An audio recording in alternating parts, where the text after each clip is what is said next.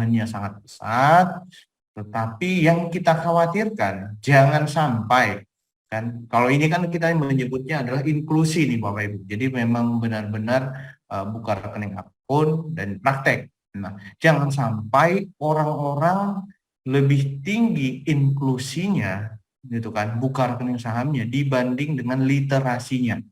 Gitu. Jadi takutnya orang-orang kebanyakan nanti ikut-ikutan tanpa teredukasi, tanpa tahu nih investasi apa yang diikutin, apa resikonya maupun keuntungannya. Inilah makanya kita sangat apresiasi Bapak Ibu mau meluangkan waktunya di sore hari ini belajar, karena artinya Bapak Ibu paling nggak tahu dulu nih sebelum nanti memutuskan untuk praktek ya Bapak Ibu, sambil praktek nanti dengan langsung investasi di saham gitu. Nah ini Bapak Ibu lihat pertumbuhannya cukup pesat. Nah pertama mungkin yang jadi pertanyaan adalah kenapa orang-orang sekarang tiba-tiba ngomongin investasi itu udah jadi lebih ini ya, udah menjadi hal yang semakin umum gitu kan dibanding tahun-tahun sebelumnya. Kalau dulu-dulu orang-orang mungkin hanya tahunya menabung aja gitu kan, atau bahkan hanya konsumsi aja. Sekarang ini orang-orang sudah ngomongin investasi. Teman-teman bisa lihat, Bapak Ibu bisa lihat, sekarang sangat dimudahkan untuk kita bisa tahu, untuk kita bisa belajar mengenai pasar modal.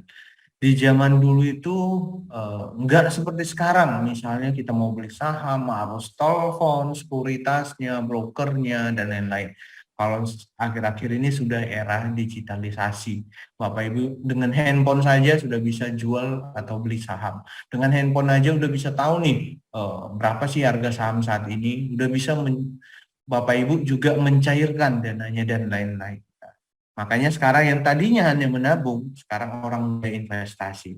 Sebenarnya secara konsep ini berbeda Bapak Ibu. Kalau menabung tentunya tujuannya adalah menyimpan, gitu kan? Menyimpan, yaitu di perbankan. Nah, kalau kita mengharapkan returnnya, kenaikannya, tentu ada, gitu kan? Tetapi perlahan. Nah, kalau investasi tujuannya adalah mendapatkan keuntungan, tentu ada resiko, itu yang harus Bapak Ibu pahami. Dan tentu juga ada fluktuasi, perubahan Bapak Ibu, returnnya atau bahkan mungkin bisa menjadi rugi dan lain-lain lah gitu. Jadi tempat transaksi yang nanti kita akan bahas itu adalah instrumen investasi di pasar modal gitu. Jadi secara konsep sebenarnya dua hal ini adalah dua hal yang berbeda Bapak Ibu. Gitu. Hal yang berbeda, investasi dan juga menabung.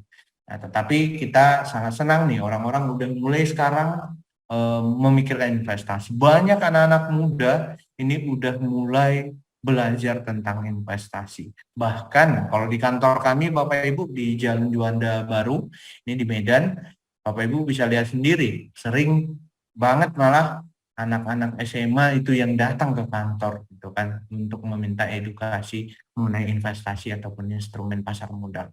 Orang-orang udah mulai terbuka nih. Orang-orang mulai terbuka. Jadi perlu sebenarnya kita investasi tentunya Bapak Ibu. Nah, kalau di yang diperdagangkan di pasar modal sendiri termasuk Bursa Efek Indonesia, Bapak Ibu bisa lihat kan ada saham, ada reksadana, ETF, derivatif dan lain-lain. Nah, produk-produknya sebenarnya banyak. Tinggal kita menyesuaikan nih dengan instrumen investasi apa yang cocok bagi kita. Apa tujuan kita ke depannya dengan investasi ini. Nah, ini yang nanti kita akan bahas satu lah, investasi apa yang cocok untuk Bapak Ibu sendiri. Nah, kita coba lihat Bapak Ibu di sini, kenapa dan mengapa kita harus investasi. Pertama adalah kita punya kebutuhan. Tentu untuk memenuhi kebutuhan kita, salah satunya kita mengharapkan dari return investasi. Ataupun kita punya keinginan nih, wah saya pengen melakukan wisata rohani, pengen umroh, saya pengen sesuatu barang atau jalan-jalan ke luar negeri, nikah dan lain-lain lah. Nah, kita pasti punya keinginan. Nah, gimana cara kita untuk memenuhi keinginan itu? Bisa dengan menyimpan, menabung, ataupun dengan kita percepat dengan salah satunya dengan investasi. Yang berikutnya untuk meningkatkan nilai kekayaan kita. Siapa sih yang nggak mau nilai kekayaannya bertambah? Nah, salah satunya lewat investasi. Yang keempat, untuk mengalahkan inflasi. Wah, kenaikan harga barang yang menyebabkan nilai duit kita itu menurun. Dan yang kelima adalah untuk eh, ini ya, untuk meminimalisir nih ketidakpastian di masa depan. Di masa depan ini kita nggak tahu nih. Contoh corona, Bapak Ibu sudah alamin.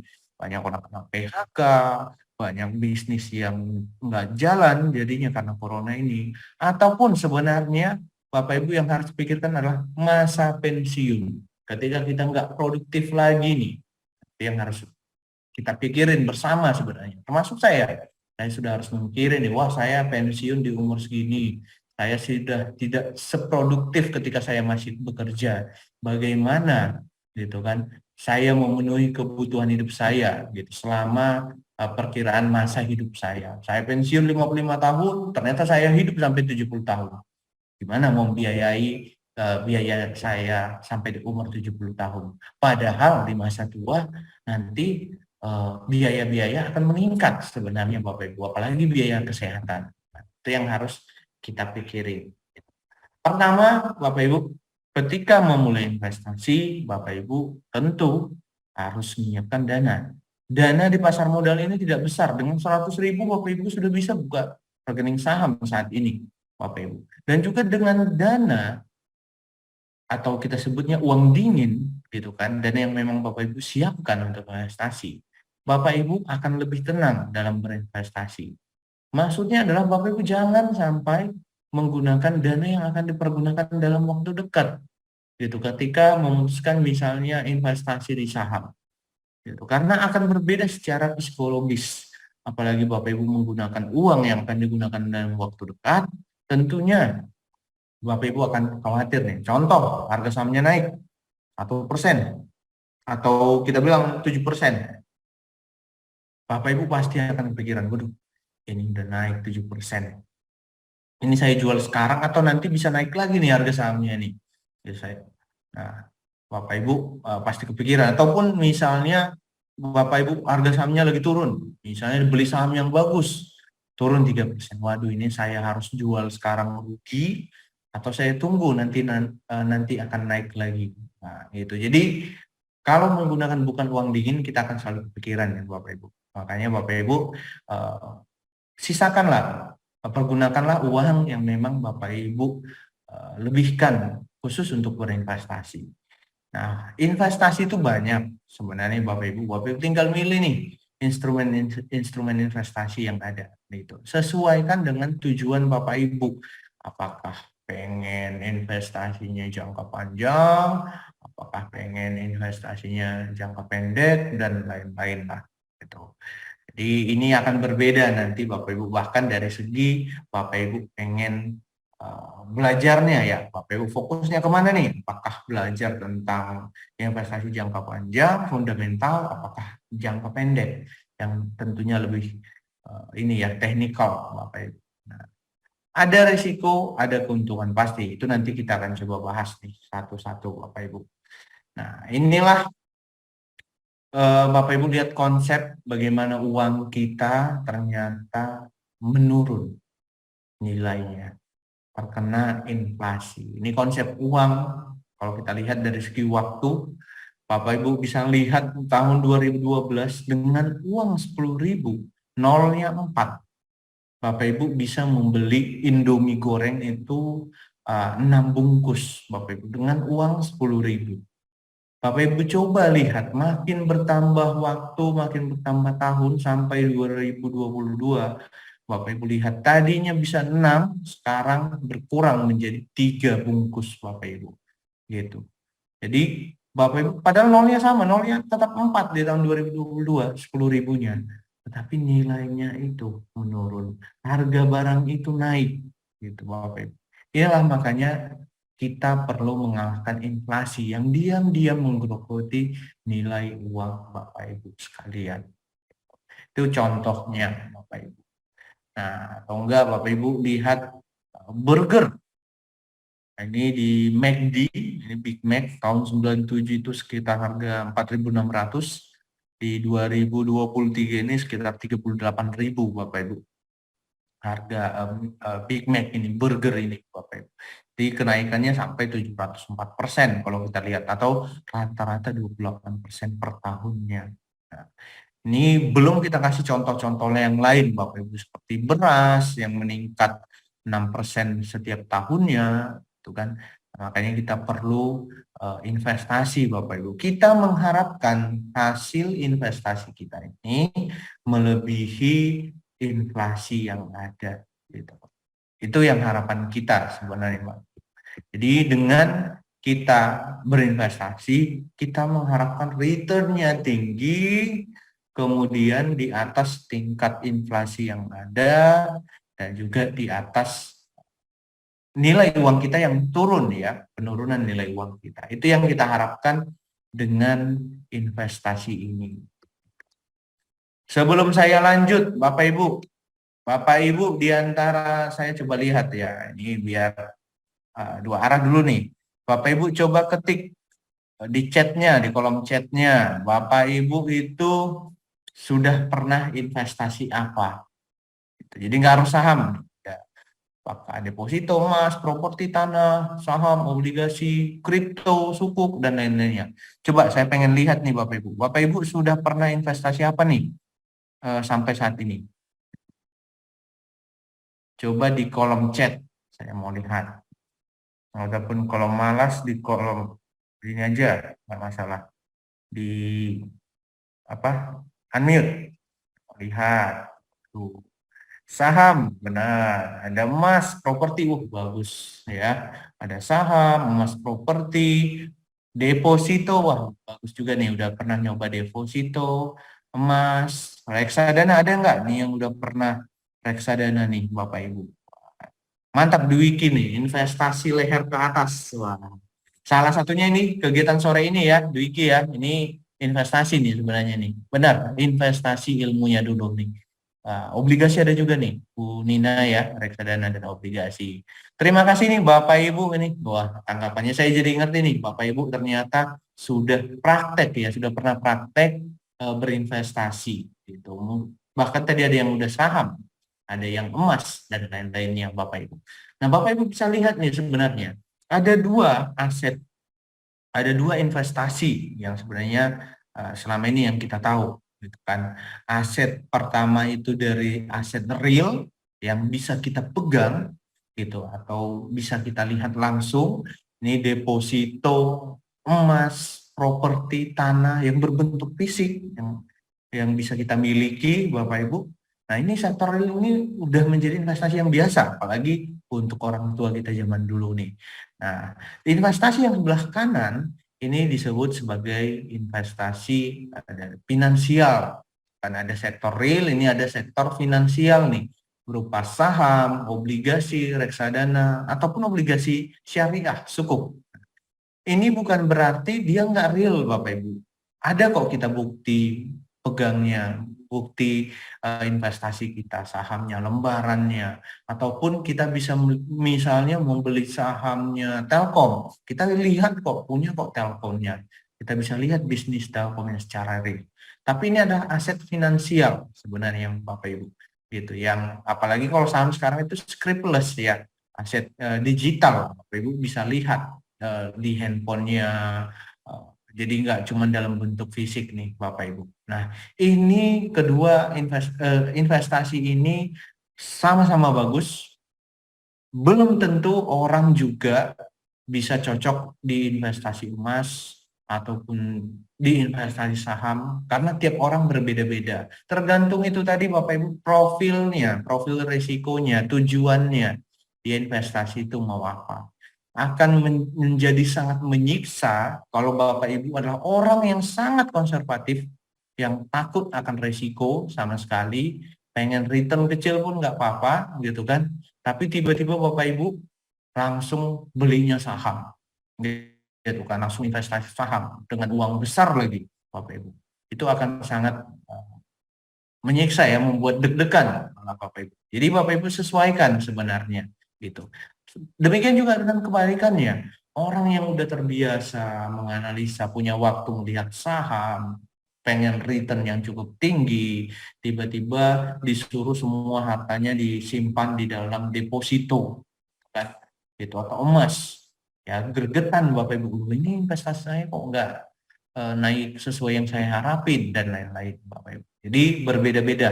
Bapak Ibu tinggal bisa dicoba nih investasi mana yang cocok kepada Bapak Ibu. Bahkan kalau saran orang bijak adalah diversifikasi Bapak Ibu, memecah resiko gitu kan. Bapak Ibu memecah investasinya. Enggak cuma 100% di emas atau di properti, tetapi bisa dibagi-bagi nih. Oh, sekian persen saya investasikan di emas safe haven katanya kan, yang nilainya itu ini ya tahan, ataupun saya beli sebagian, saya beli di saham gitu karena saya pengen return yang lebih tinggi dan lain-lain. Nah, ini tergantung tujuan Bapak Ibu. Kita akan coba bahas sedikit Bapak Ibu. Nah, tetapi investasi apapun yang Bapak Ibu ikuti, pastikan itu adalah investasi yang benar. Jadi jangan karena kita mengharapkan return yang sangat tinggi, kena iming-iming return yang wah, iming-iming menjadi kaya secara instan, Bapak Ibu langsung mengikuti investasi yang tidak benar, investasi yang bodoh. Nah, ini yang selalu kita galakkan Bapak Ibu, waspada Bapak Ibu investasi-investasi yang bodong itu. Nah, waspada. Pertama yang biasanya ditawarin dengan janji-janji palsu. Wah, Bapak Ibu akan dapat 30-an% dalam waktu jangka pendek dan lain-lain. Nah, ini yang banyak, ini yang lagi heboh kan, ratusan triliun ya Bapak Ibu. Ada koperasi yang menawarkan return yang sebenarnya termasuk tinggi ya. Jelas, ternyata dia menggunakan skema Ponzi. Nah, hati-hati seperti itu. Kemudian waspadai yang memaksa atau bujuk rayu. Nah, itu ya. Di produknya itu nggak jelas apa, tiba-tiba Bapak Ibu ditodong nih, wah Bapak Ibu harus beli nih investasi kami. Gitu. Atau bahkan biasanya antar keluarga nih, ke keluarganya nih yang dipaksa nih, ayolah bantu teman, bantu keluarga, ikut investasi ini. Gitu kan. Ternyata gara-gara dia ditarget atau dia sistemnya skema Ponzi, jadi harus hati-hati. Yang ketiga ini replika investasi yang berkedok, MLM, ataupun bahkan dana kita itu dikunci. Wah, Bapak Ibu akan dapat 7% setiap tahunnya, tetapi uang Bapak Ibu baru bisa diambil nanti setelah 3 tahun. Hati-hati Bapak Ibu. Yang keempat juga itu dari perusahaan yang tidak jelas, nggak ada izin dari OJK, atau kadang alasannya wah saat ini lagi proses, kan? Hati-hati Bapak Ibu. Itu banyak alasannya yang seperti itu. Nah, ini contoh Bapak Ibu bisa lihat, ini Dream for Freedom, ini dulu sempat heboh, bayangin 700.000 anggota Bapak Ibu, 700.000 orang mendaftar ke perusahaan yang udah jelas-jelas sebenarnya ini nggak jelas, bodong ya Bapak Ibu. Bapak Ibu bisa lihat gitu. Kayak di mereka itu gampang mendapatkan 700.000 orangnya. Padahal bursa aja zaman dulu itu susah menyentuh angka 500.000 jumlah investor SID gitu. Karena apa? Mereka menawarkan 30% sebulan. Bapak Ibu langsung kena iming-iming gitu. Wah, pasti bayar karena Bapak Ibu invest di sana, benar aja dikasih bulan pertama sesuai dengan yang dijanjikan, dia minta top up tambah dana lagi yang lebih besar, dikasih lagi di bulan pertama, Bapak Ibu tambah semakin besar, akhirnya nyangkut, investasinya bodong, investasinya lari. Hati-hati yang seperti itu Bapak Ibu. Jadi ada Satgas Waspada Investasi, Bapak Ibu bisa melapor kalau ada kena, atau di kontak 157 nih untuk OJK Bapak Ibu. Karena kalau kita ngomongin industri jasa keuangan, OJK ini sebagai lembaga dari sisi pemerintah ini yang mengawasi. Sebenarnya Bapak Ibu, OJK ini yang mengawasi, Otoritas Jasa Keuangan mengawasi industri perbankan, BCA, BRI, Bank Syariah Indonesia, dan lain-lain, diawasin oleh OJK. Industri keuangan non-bank. Ini selain bank, ini juga diawasin oleh OJK, gitu kan. Leasing, financing, dan yang ketiga adalah pasar modal. Nah, ini yang kita bicara ya. Ini pasarnya ini ternyata adalah industri ketiga yang di bawah pengawasan OJK. Gitu. Jadi Bapak Ibu nggak usah khawatir. Dari segi lembaga pengawasan ini udah jelas pasar modal itu diawasin oleh OJK. Jadi pasar modal itu nggak ribet sebenarnya Bapak Ibu. Pasar modal itu adalah tempat atau pasar di mana ada pihak yang membutuhkan dana jangka panjang. Jadi selain dia ke perbankan, dia bisa butuh dana dengan menjual produknya atau kepemilikan perusahaannya sebagian di pasar modal. Dijual kepada orang atau pihak yang punya duit tadi atau orang yang pengen berinvestasi agar duitnya bertambah tadi itu. Makanya mereka ke pasar modal, dibelilah produk-produk keuangan, contoh saham, obligasi, reksadana, dan lain-lain. Nah itu Bapak Ibu pasar modal itu. Pasar modal udah jelas di bawah otoritas jasa keuangan, sudah jelas legal industri ini. Kemudian selain OJK ada 3 SRO. OJK dari sisi lembaga pemerintah, kalau kita lihat yang ketiga ini self-regulatory organization gitu. Jadi ada swasta atau suatu organisasi di pasar modal ini yang bisa mengatur dirinya sendiri, gitu. Yang bisa membuat peraturan juga, gitu. Nah inilah yang ketiga ini ada Indonesia Stock Exchange, kami Bursa Efek Indonesia, ada KPEI penjaminan Clearing Penjaminan Efek Indonesia, ada KSEI, kustodian. Bapak Ibu, ketiga ini memastikan agar transaksi di pasar modal ini sesuai, aman, efisien, dan benar Bapak Ibu. Nah, contoh yang pertama itu KSEI. Nah, inilah yang menyimpan, tempat penyimpanan nih saham-saham Bapak Ibu, efek-efeknya Bapak Ibu di KSEI ini. Kemudian si clearing ini. Nah, ini yang memastikan bahwa transaksi ya memang terjadi, gitu kan, terjadi sesuai dengan kesepakatan. Contoh, misalnya orang yang beli mendapatkan sahamnya, orang yang menjual, orang yang beli mendapatkan sahamnya, mengeluarkan uangnya, kemudian orang yang menjual saham tentu mendapatkan dananya, kan, dan juga harus mengeluarkan sahamnya. Itu KPI. Yang berikutnya ada Bursa Efek Indonesia, Bapak Ibu. Nah, kalau Bursa Efek Indonesia ini ibarat mall, Bapak Ibu. Ibarat mall, kami atau enggak ibarat yang punya pasarnya lah kita sebutnya. Jadi kami ini yang punya pasar, tempat berdagang. Nah, tetapi Bapak Ibu enggak langsung ke bursanya nih untuk membeli saham, gitu. Kami ini yang punya pasarnya, sehingga kami yang membuat peraturan juga, yang mengatur, mengawasi, sosialisasi, edukasi, gitu kan. Gimana biar pasar ini ramai, membuat produk baru. Terus Bapak Ibu mau belinya itu masuk memang ke tempat kami, ke pasar kami, tapi belinya melalui perantara atau melalui toko-toko yang di dalam mall kami ini. Itu yang disebut kalau di pasar modal adalah perusahaan sekuritas, Bapak Ibu. Perusahaan sekuritas atau anggota bursa. Ada 90 lebih perusahaan sekuritas yang di Indonesia. Salah satunya adalah Mirai Aset Sekuritas ini, Bapak Ibu. Ini salah satunya.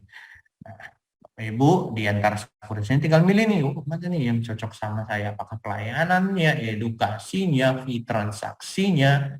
Nah, itu yang membuat orang-orang bisa mempunyai pilihan yang berbeda-beda, gitu. Apa yang diperdagangkan?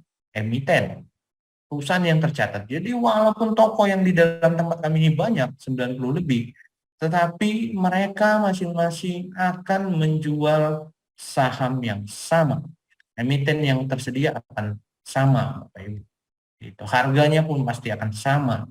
Karena sekuritas ini sebagai perantara, pusatnya itu, perdagangannya itu melalui sistem kami, Bapak Ibu, bursa Efek Indonesia ini. Itu sistem kami, Jakarta Automatic Trading System, JATS. Nah, inilah yang data inilah yang diambil oleh para sekuritas-sekuritas ini, gitu Bapak Ibu. Jadi pasti tetap sama, nggak ada berbeda kok. Bukan berarti misalnya Mirai hanya bisa menjual saham-saham yang ada hubungan sama Mirai. Semua ada sekitar 838 perusahaan tercatat di Bursa Efek Indonesia sampai saat ini. Bapak Ibu tinggal milih itu. Siapa pembelinya? Investor domestik, asing pun, WNA pun bisa beli saham di Indonesia, individu ataupun institusi atau instansi itu bisa beli Bapak Ibu, gitu, seperti asuransi, dana pensiun, BPJS, bahkan itu mereka sebagian dananya dikelola juga dalam membeli saham, contohnya Bapak Ibu, gitu. Nah, saham itu apa sih? Saham itu sederhananya adalah bukti kepemilikan atas suatu perusahaan, gitu. Bukti kepemilikan. Nah, kalau dulu mindset orang kalau udah ngomong saham itu pasti wah, itu kalau enggak hanya investasinya orang-orang yang punya duit, atau enggak investasinya itu sangat beresiko, ribet, judi dan lain-lain, gitu. Nah, padahal setelah udah kita mulai edukasi sekarang, orang-orang udah mulai melihat bahwa saham itu mudah, Bapak Ibu, eh, dengan aplikasinya, dengan handphonenya ini udah bisa transaksi saham, buka rekening saham, nggak ribet, gitu kan, nggak harus orang nias itu harus ke Jakarta atau ke Kota Medan untuk buka rekening saham. Online pun sekarang sudah bisa terjangkau. Sekarang itu minimal pembelian saham itu 1 lot. Kalau kita beli emas gram satuannya Bapak Ibu. Nah, kalau di saham itu 1 lot atau 100 lembar saham, gitu. Kalau beberapa tahun yang lalu ini bahkan 500 lembar Bapak Ibu minimal kita belinya. Kalau sekarang itu udah dimudahkan 1 lot, 100 lembar saham. Menguntungkan, perusahaannya memiliki kinerja yang baik, emitennya umumnya harga sahamnya akan meningkat juga. Dan tentunya aman, Bapak Ibu, karena tadi sudah diatur, sudah diawasi oleh OJK, untuk clearingnya diatur oleh KPEI, untuk penyimpanan sahamnya oleh KSEI, gitu kan.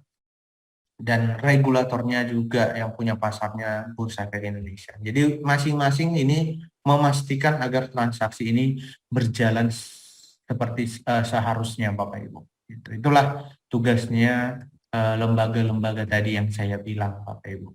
Nah, ada 838 sampai saat ini dari perusahaan-perusahaan yang Bapak Ibu sering lihat kok, Bapak Ibu yang kenal kok, gitu. Jadi Bapak Ibu bisa beli 100 lembar saham minimal pembeliannya. Contoh misalnya ya, Bapak Ibu pengen melihat saham apa nih?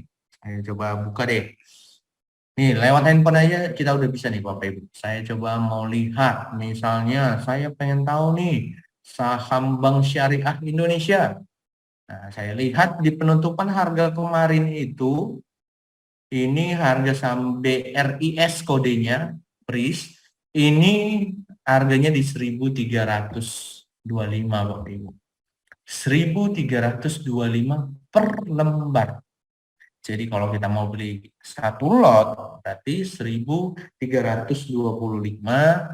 kan dikali 100 Bapak Ibu. Jadi dengan sekitar 132.000 Bapak Ibu udah bisa menjadi salah satu pemilik Bank Syariah Indonesia, gitu, atau BRIS tadi itu Bapak Ibu. Karena apa? Membeli saham sama dengan menjadi pemilik perusahaan Bapak Ibu. Dengan menjadi pemilik perusahaan, Bapak Ibu melekat potensi keuntungannya, melekat juga potensi resikonya Bapak Ibu. Jadi jangan cuma mikirnya untung-untung aja, Bapak Ibu. Tetap ada resikonya, tetap ada potensi keuntungan yang kita bisa dapat. Nah, keuntungan yang pertama adalah capital gain. Bapak Ibu beli tadi Bank Syariah Indonesia dengan Rp1.300, Ternyata akhir tahun 2023, loh, harga saham bank syariah saya ini menjadi Rp2.000. Itulah selisihnya dari 1.300 ke 2.000, 700 perak lah selisih atau gain keuntungan Bapak Ibu di tiap lembarnya. Itu capital gain. Yang kedua adalah liquid. Jadi Bapak Ibu mudah diperdagangkan. Jadi saham ini ya itu tadi Bapak Ibu lihat, oh BRI Syariah saya naik. Saya pengen jual nih hari ini di jam dan hari kerja bursa. Bapak Ibu megang handphone aja, klik, bisa kejual. Bapak Ibu. T+2, 2 hari setelah transaksi Bapak Ibu bisa menarik duitnya. Bapak Ibu. Kemudian dividen, pembagian keuntungan perusahaan. Bayangin Telkom untung belasan triliun, kemudian mereka rapat umum pemegang saham, diputuskanlah, oke, Telkom di tahun 2022 akan membagikan keuntungannya kepada para investor sebagian. Jadi sebagian keuntungannya diberikan kepada investor. Nah, 2022 kemarin sekitar 14,7 triliun diberikan si PT Telkom Indonesia kepada para pemegang sahamnya. Itulah dividen itu Bapak Ibu. Itulah makanya Bapak Ibu diberi kesempatan sebenarnya orang-orang yang tinggal misalnya di daerah gitu kan, yang nggak kerja di Telkom, nggak mendirikan Telkom atau bahkan nggak memakai produk Telkom, bisa merasakan keuntungan perusahaan Indonesia. Lewat apa? Lewat kepemilikan saham tadi sehingga mendapatkan dividen Bapak Ibu, dividen perusahaan. Dividen itu bukan merupakan suatu kewajiban, tapi akan Bapak Ibu akan sangat biasa melihat perusahaan-perusahaan yang untung, yang bagus itu memberikan dividennya rutin, paling enggak 1 kali setiap tahun Bapak Ibu kepada para pemegang sahamnya. Risikonya apa? Capital loss, penurunan harga saham. Kita beli harganya tadi 1.300, ternyata ini ada krisis global atau berita-berita global yang kurang mendukung, turun harga sahamnya menjadi Rp1.000, gitu kan. Ada selisih minus 300. Bapak Ibu udah rugi belum? Belum. Masih potensi kerugian. Rugi kalau memang Bapak Ibu sudah eksekusi, memang menjual di bawah harga beli, gitu. Loh, kalau saya nggak ngejual gimana dong? Apakah saya simpan? Ya kalau Bapak Ibu melihat memang potensi perusahaan ini, saham ini ke depannya akan lebih bagus lagi, ya nggak masalah. Misalnya Bapak Ibu simpan, karena kita mengharapkan harga sahamnya ke depan akan naik lagi Bapak Ibu. Gitu. Jadi itulah Bapak Ibu salah satu resikonya, gitu, yaitu capital loss. Resiko yang kedua adalah resiko likuidasi. Wah, perusahaan yang tadinya TBK terbuka dihapus dari bursa. Apakah bangkrut perusahaan yang melakukan kecurangan, atau perusahaannya menjadi private, dan lain-lain. Nah, terus itu gimana dong, investor? Nilai saham Bapak Ibu nggak ada kalau udah dia misalnya bangkrut atau dihapus dari bursa. Pilihlah perusahaan yang memang Bapak Ibu tahu bagus. Gitu. Masa dari 838 Bapak Ibu nggak ada melihat yang bagus nih dari perusahaan-perusahaan TBK di Indonesia. Pilih.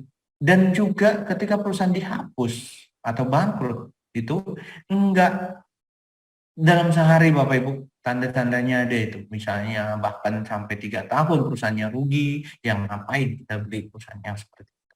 Nah itu contohnya Bapak Ibu.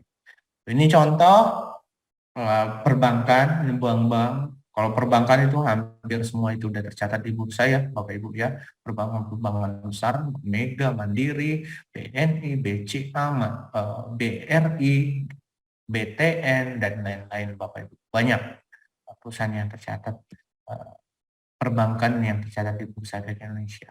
Termasuk sarapan.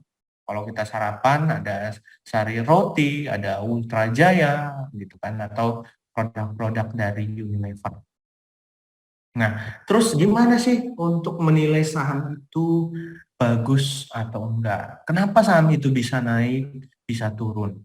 Ingat Bapak Ibu, kalau kita ekonomi menyebutnya konsep permintaan dan penawaran, supply and demand gitu. Jadi secara teori tentu ketika ada perusahaan, sahamnya, barangnya itu terbatas, gitu kan. Orang-orang berbondong-bondong mau beli itu saham, itu perusahaan, tentunya harganya akan naik. Ataupun sebaliknya, orang-orang berbondong-bondong pengen jual, sehingga ada orang yang berani menjual di bawah harga pasaran. Harganya akan turun, Bapak Ibu. Demikianlah konsep itu diaplikasikan ke saham. Gitu. Terus analisanya gimana dong? Nah, ada dua analisa secara umum untuk menilai, wah ini saham ini udah bisa saya beli sekarang atau enggak nih? Udah murah apa enggak? Gitu kan. Mana perusahaan yang bagus, yang paling bagus yang bisa saya beli? Yaitu dengan analisa fundamental dan juga analisa teknikal.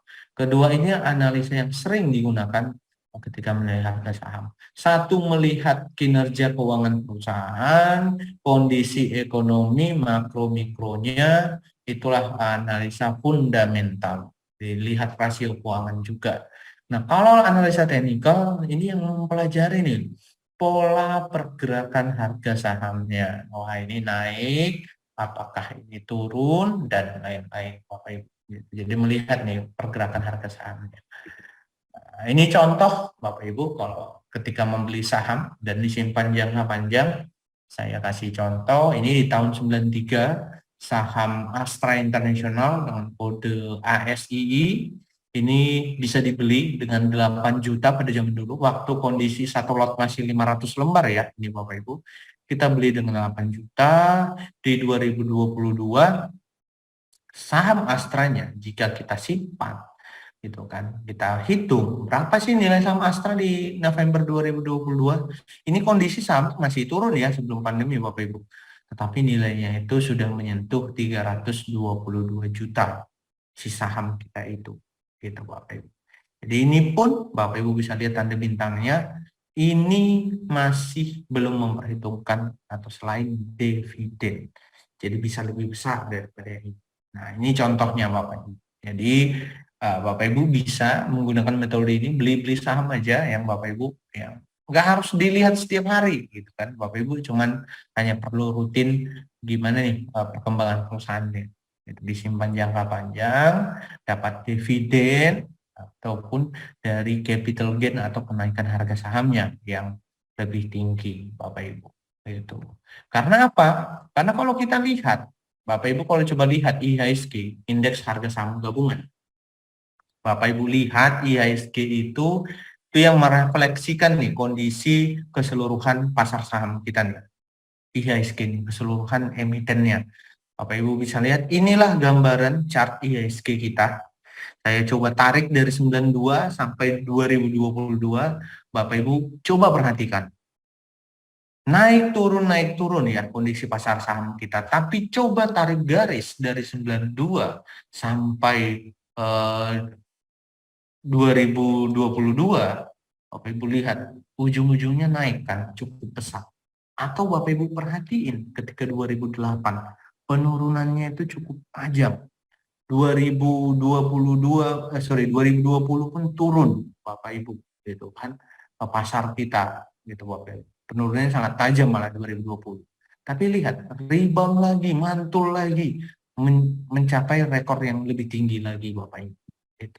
Inilah gambaran IHSG kita. Makanya saya bilang tadi kalau memang Bapak Ibu menganalisa suatu saham disimpan untuk jangka yang sangat panjang, ya, tidak perlu terlalu khawatir sebenarnya karena pasar kita ini bertumbuh dalam jangka panjangnya.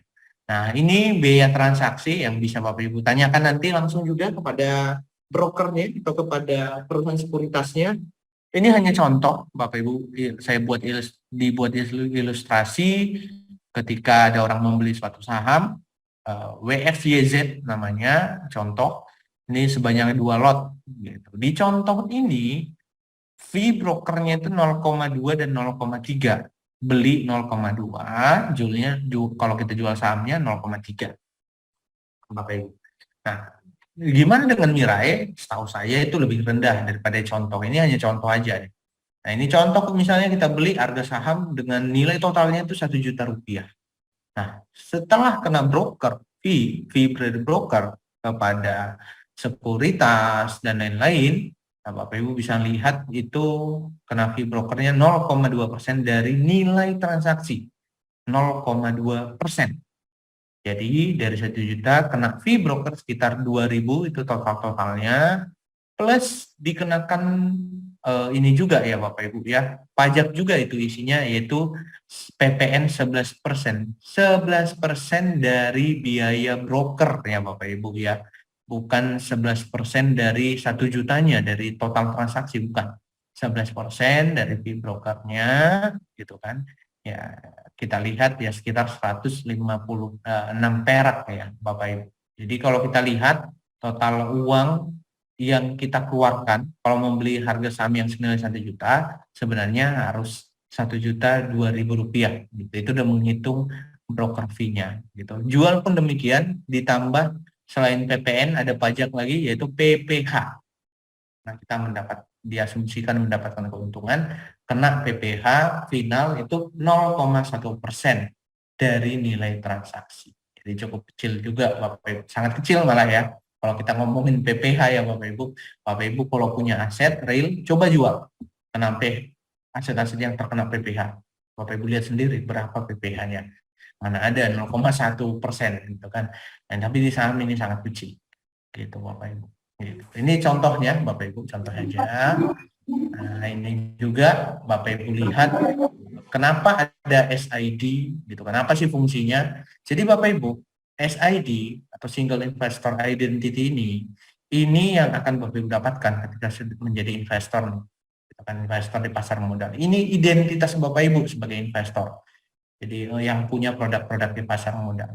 Nah, Bapak Ibu walaupun punya akun saham di 5 sekuritas, tetapi dihitungnya satu Bapak Ibu, satu SID gitu. Ini yang mungkin Bapak Ibu bisa lihat, kenapa sih kemarin kripto itu melonjaknya sangat pesat, jumlah investornya tiba-tiba mengalahkan saham yang udah puluhan tahun jumlah investornya. Nah, mungkin mereka tidak memakai perhitungan SID Bapak Ibu. Jadi ada orang yang buka 5 akun, ya dihitung 5. Gitu kan. Kalau kami di saham itu enggak, satu orang di satu identity, satu SID. Nah, ini gunanya apa? Jadi Bapak Ibu bisa memantau portofolionya nih. Kalau di aplikasi handphone, nanti Bapak Ibu bisa lihat ada namanya akses ke C. Jadi tadi ada Ibu yang udah punya obligasi, punya reksadana, punya saham. Nah, nanti di dalam satu akun itu, Bapak Ibu bisa melihat nih, kepemilikan Bapak Ibu di pasar modal. Semuanya kelihatan Bapak Ibu. Jadi digampangkan sekarang Bapak Ibu. Nah, Bapak Ibu buka rekening sahamnya kemana? Tentunya ke perusahaan efek nih Bapak Ibu. Nanti Bapak Ibu akan dapat 2 rekening baru ketika buka rekening akun saham, yakni pertama itu rekening efek. Jadi rekening di perusahaan sekuritas Bapak Ibu gitu kan, menyimpan saham Bapak Ibu, kemudian nanti dapat rekening dana nasabah. Ini yang untuk menyimpan uang. Ini ditempatkannya di bank RTN, bank yang mendapat izin OJK untuk menyimpan dana Bapak Ibu. Gitu. Jadi nggak usah khawatir Bapak Ibu, baik RDN atau rekening efek ini rekening atas nama Bapak Ibu sendiri atau nama nasabah.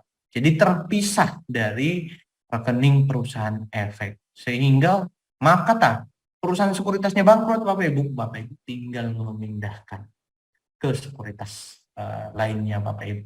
Gitu. Nah, produk berikutnya ada obligasi. Kalau obligasi ini adalah surat hutang, jadi bukan kepemilikan nih perusahaan Bapak Ibu, tapi surat hutang jangka menengah atau panjang yang dapat dipindah tangankan. Contoh misalnya Bapak Ibu beli obligasi itu Bank Sumut, ya sederhananya si Bank Sumut itu berhutang kepada orang-orang yang membeli obligasinya Bapak Ibu. Itu contohnya. Oke, kita next.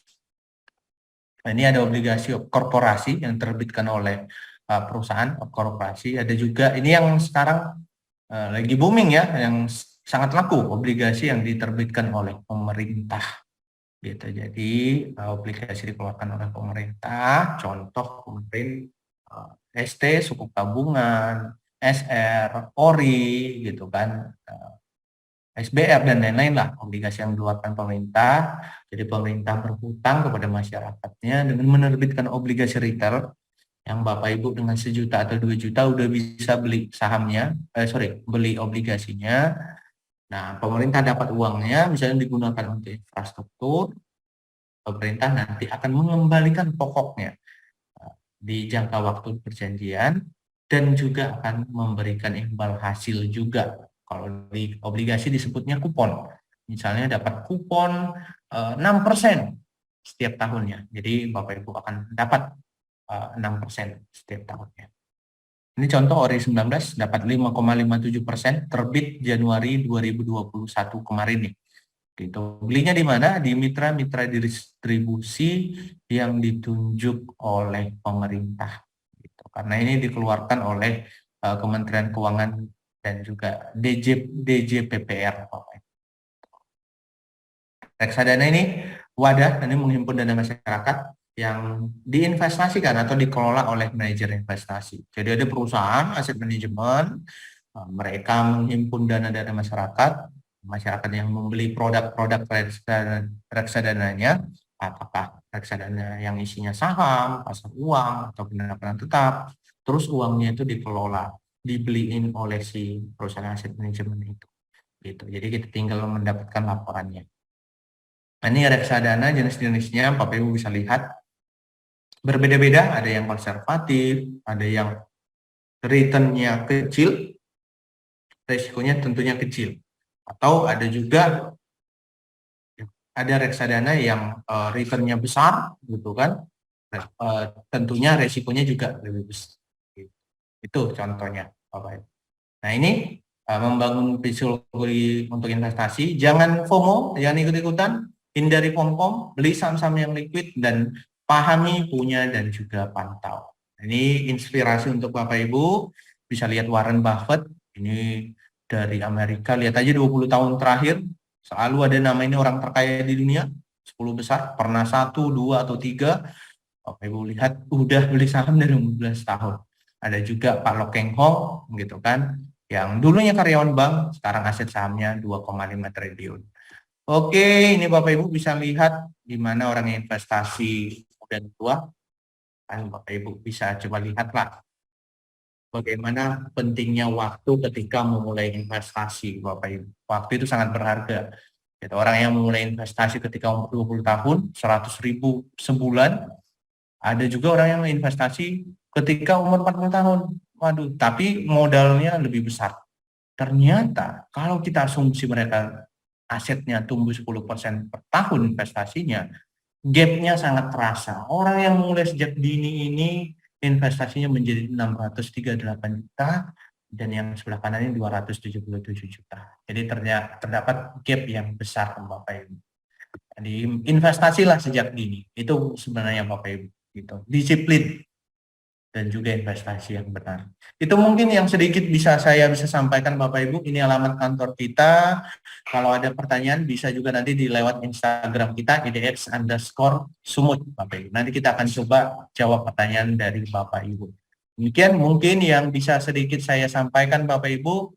Terima kasih sudah meluangkan waktunya. Nanti sesi kedua akan dilanjutkan oleh teman-teman dari Mirai Aset Sekuritas. Terima kasih, selamat sore, dan semoga kita ketemu di kegiatan kita selanjutnya, Bapak Ibu. Saya kembalikan kepada Izati dari Mirai Aset Sekuritas.